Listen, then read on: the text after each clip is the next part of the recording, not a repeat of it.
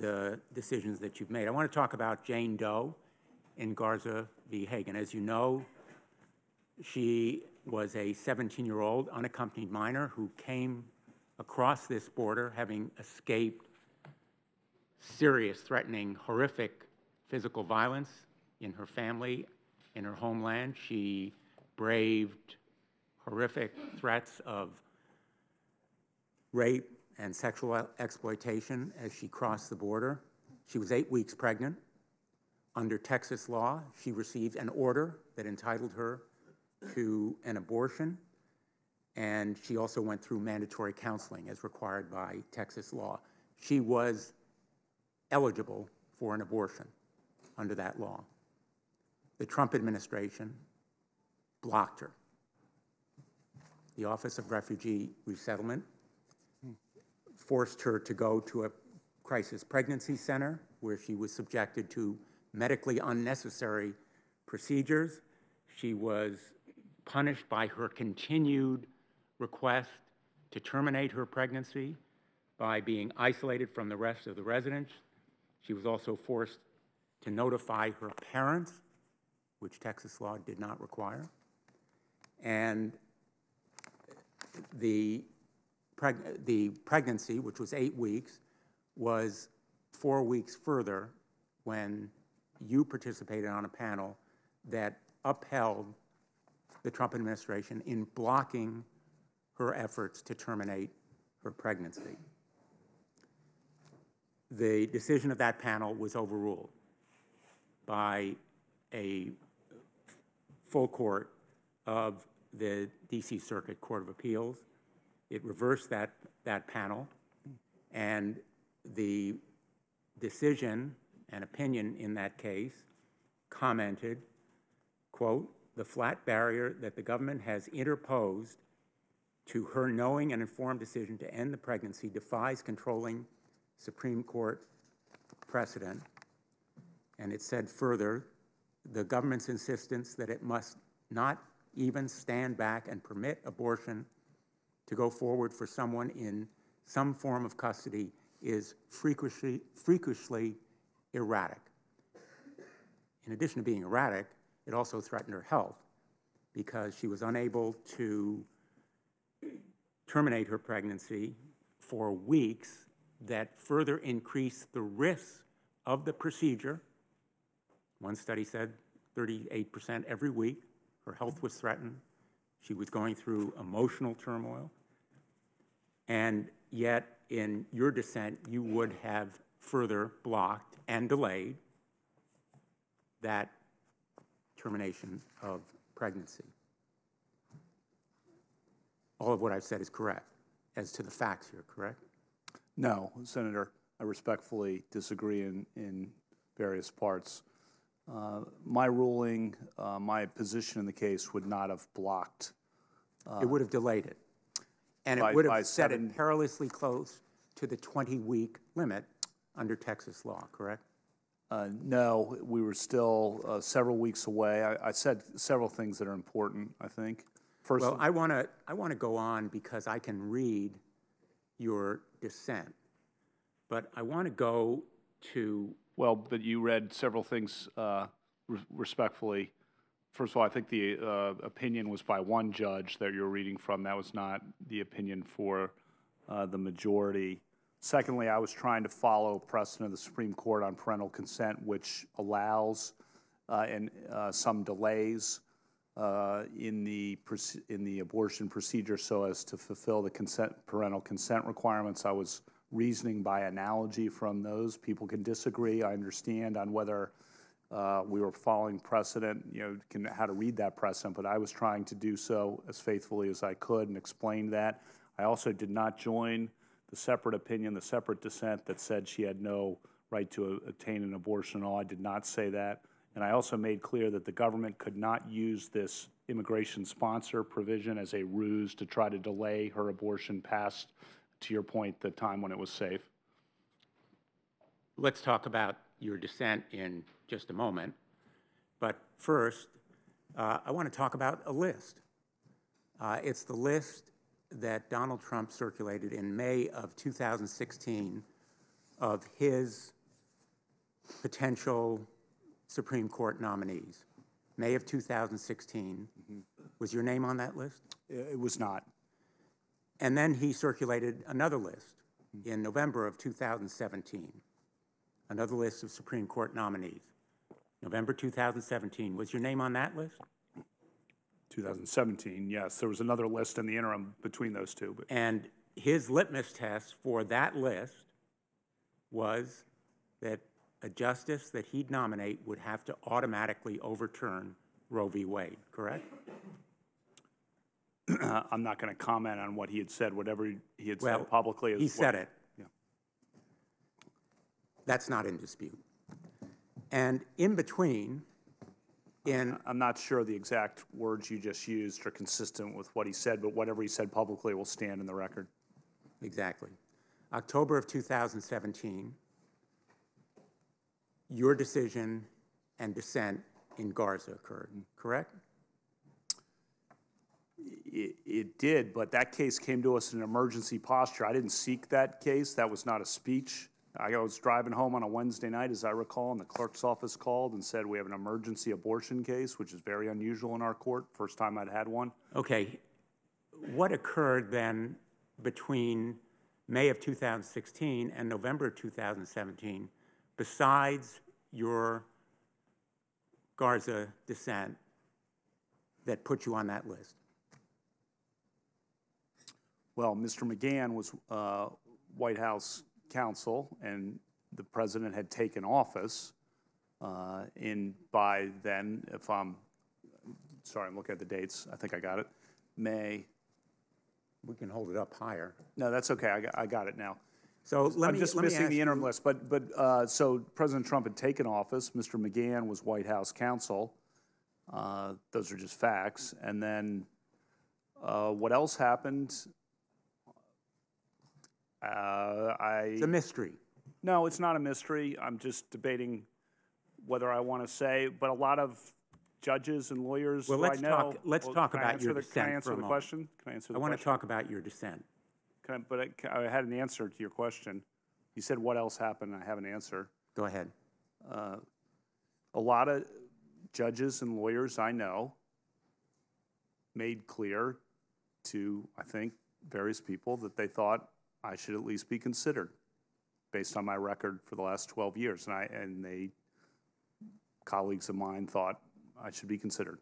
And I think that, I appreciate that.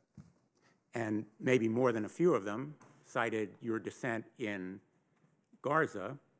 I think it had happened long before that, actually. Well, let's talk about the dissent, though. In that dissent, 3 times, you used the term abortion on demand. Abortion on demand, as you know, is a code word in the anti-choice community. In fact, it's used by Justices Scalia and Thomas in their dissents from Supreme Court opinions that affirm Roe v. Wade. They've used it numerous times in those dissents, and it is a word used in the anti-choice community. And in addition, in that dissent, you refer to Roe v. Wade as existing Supreme Court precedent. You don't refer to it as Roe v. Wade protecting Jane Doe's right to privacy or her right to an abortion. You refer to it as existing Supreme Court precedent, not Supreme Court precedent, existing Supreme Court precedent. Now,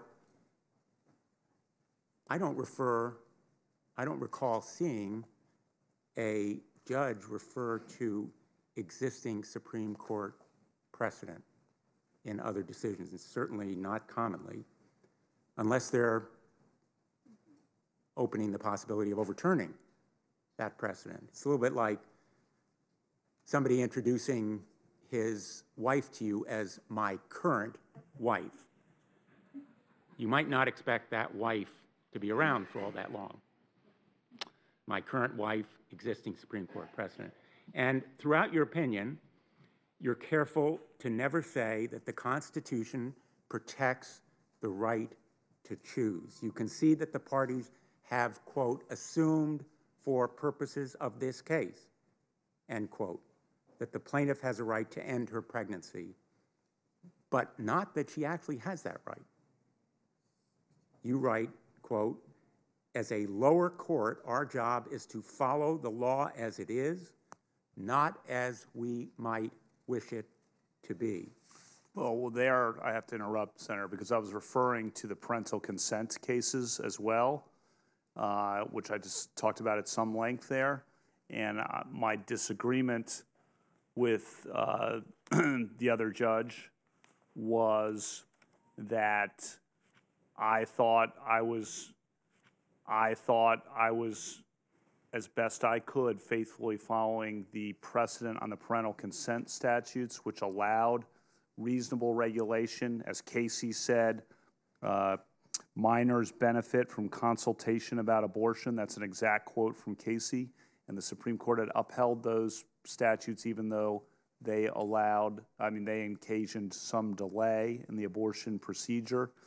Justices Marshall, Brennan, and Blackmun dissented in those. And so on existing Supreme Court precedent, I put it all together, Roe v. Wade plus the parental consent statutes. And I said different people disagree about this from different directions, but we have to follow it as faithfully as possible. And the parental consent were was the model, not the model, the precedent. And can I say on abortion on demand, I'm not familiar with the code word. What I am familiar with is Chief Justice Berger in his concurrence in Roe v. Wade itself. So he joined the majority in Roe v. Wade, and he wrote a concurrence that specifically said that the court today does not uphold abortion on demand. That's his phrase, and he joined the majority in Roe v. Wade. And what that meant in practice over the years, over the last 45 years, is that reasonable regulations are permissible so long as they don't constitute an undue burden. And that's been the parental consent, the informed consent, the 24-hour waiting period, parental notice laws.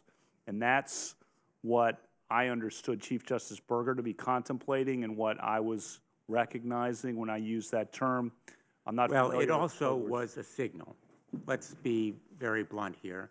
It was a signal to the Federalist Society and the Heritage Foundation and to the preparers of those lists. The President outsourced that task to those groups that you were prepared, and you are, to overturn Roe v. Wade. Abortion on demand has a very specific meaning in the dissents after Roe and the concurrences, existing Supreme Court precedent, and reference to that precedent, not as you wished it to be, but as the law, Supreme Court precedent existing now, required. Is it a fact, Judge, also, that while you were in the Bush White House, you took the position that not all legal scholars actually believe that Roe v. Wade is the settled law of the land and that the Supreme Court could always overturn it as precedent? And in fact, there were a number of justices who would do so. I think that's what legal scholars have, some legal scholars have undoubtedly said things like that over time, but that's different from what I, as a judge, my position as a judge is that there's 45 years of precedent, and there's Planned Parenthood versus Casey, which reaffirmed Roe, so that's precedent on precedent, as I've explained, and that's important, and that's an important precedent of the Supreme Court. It's not the only. It's not the only precedent, though. In Casey, it's very important to understand, I think, and it goes to your point about existing. Planned Parenthood versus Casey reaffirmed Roe, but at the same time upheld Pennsylvania's waiting period, its informed consent provision, and the parental consent provision of the Pennsylvania law. And Justices Blackmun and Stevens dissented from that part of the decision in Planned Parenthood versus Casey. That was Justices Kennedy, O'Connor, and Souter, who upheld that. So in many ways, Casey reached, in applying the undue burden standard, reached a position that allowed some reasonable regulation, as the court put it, so long as it doesn't constitute an undue burden. And so existing Supreme Court precedent is the body of precedent on the regulations too. It's not, it's Roe, but then what regulations, and that's the body of existing Supreme Court precedent. And that's exactly the point here. You were telling the Trump administration that if they wanted someone who would overturn Roe v. Wade, you would make the list. These were your bumper stickers in that campaign. Abortion on demand, existing precedent, law not as it necessarily was as you wished it now. Well, I'll just say two other things, Senator. One, I did not join the separate opinion of another dissenter who said that there was no constitutional right at all for the minor in that case. I did not join that opinion.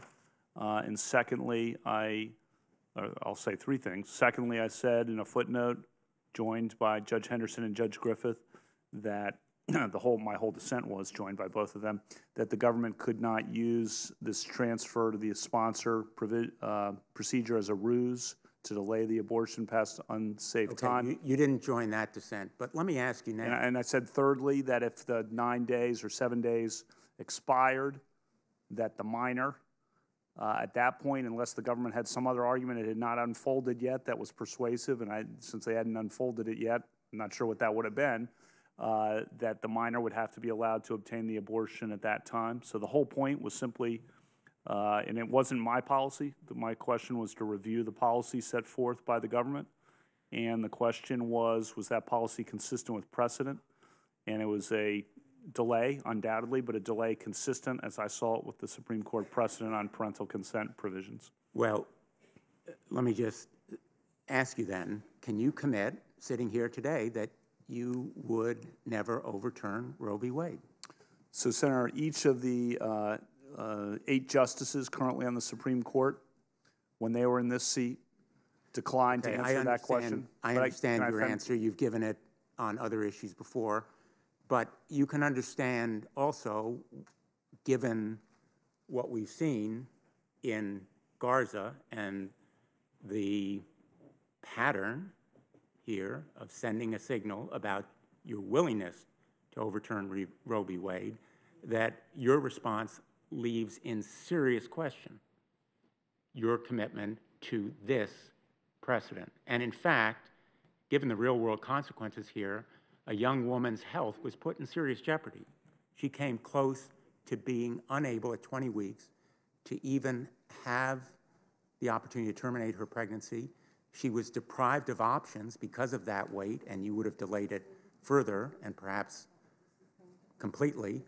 And I think that you needed to send a message to the Trump administration that you should be on that list. Let me move on to other health care issues.